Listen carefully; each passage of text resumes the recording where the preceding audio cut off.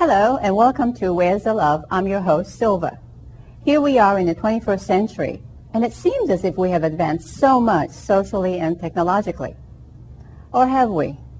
According to UNICEF, nearly 1 billion people enter the 21st century unable to read a book or sign their names, and 2/3 of them are women. They are the world's functional illiterates, and their numbers are growing. This total includes 130 million of school-aged children. According to the National Center for Family Literacy, there are as many as 90 million people in the United States with limited literacy skills. Many of them are parents.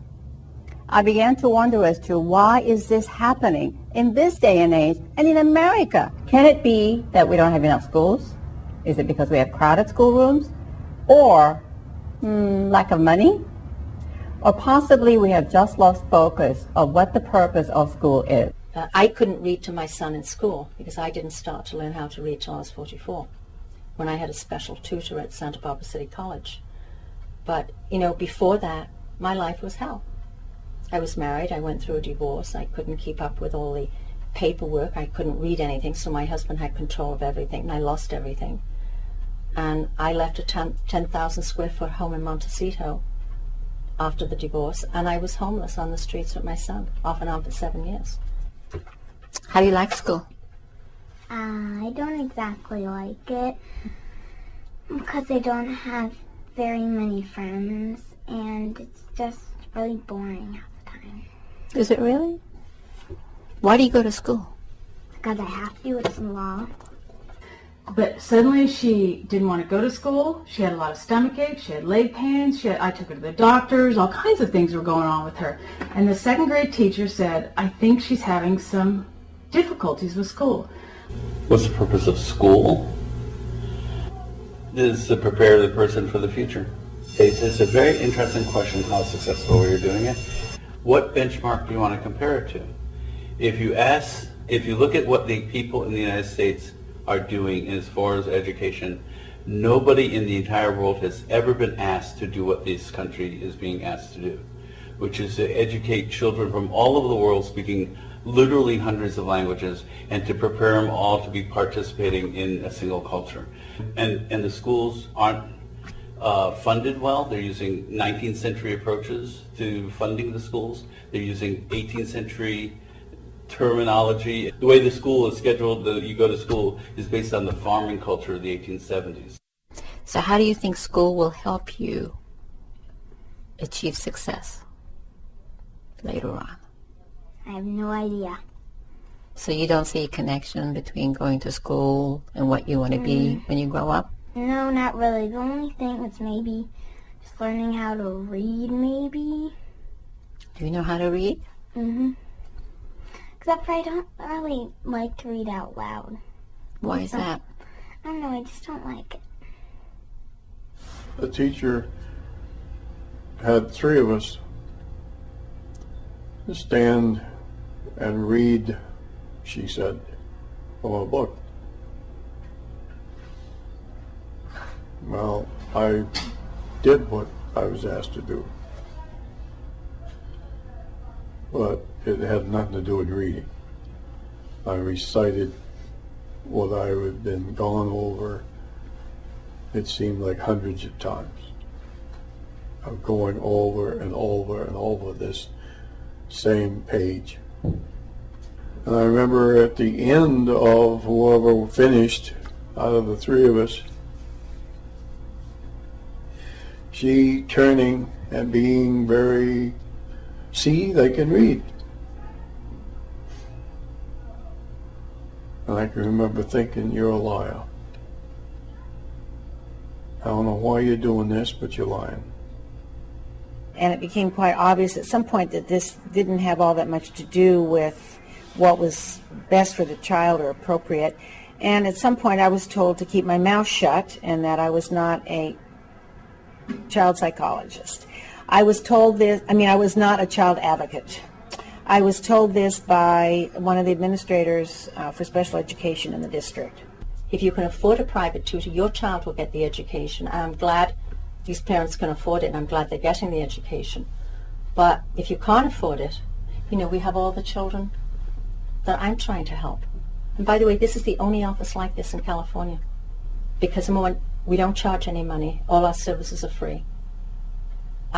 I go into school and I advocate. I file complaints with the Office of Civil Rights and the State Department of Education, and other agencies won't do that. They're afraid of retaliation.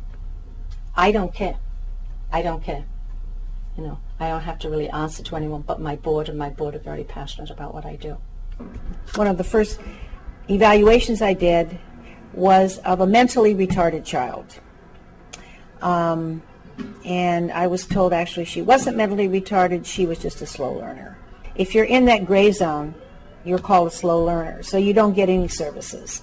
You have to either be less capable or more capable. So I was just told that this was a slow learner.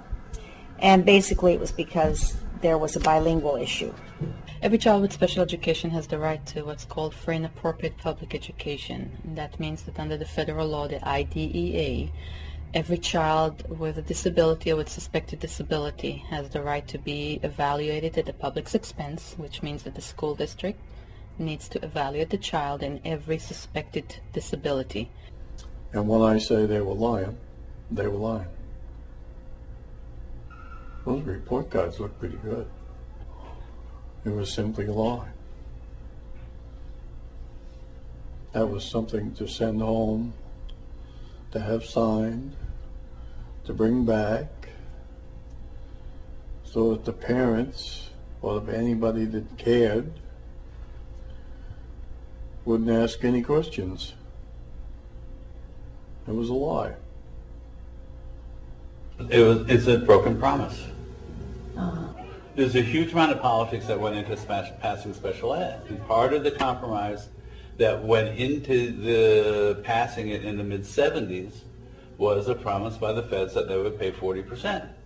And they never did it. But they're still holding the states accountable for taking care of the things. But so instead of it being a 60-40 thing, right now it's like a 88-12 thing. You know, so you're saying that they're returning money. Well, it may be saving them money by returning money. For everyone who is proven, they then are committed to 8 to 12 years of lost money. This county, and this all comes from the County Office of Ed, hires attorneys to fight the Office of Civil Rights in the State Department. They hire them to fight them. So, and all we're talking about here is teaching a child how to read and write.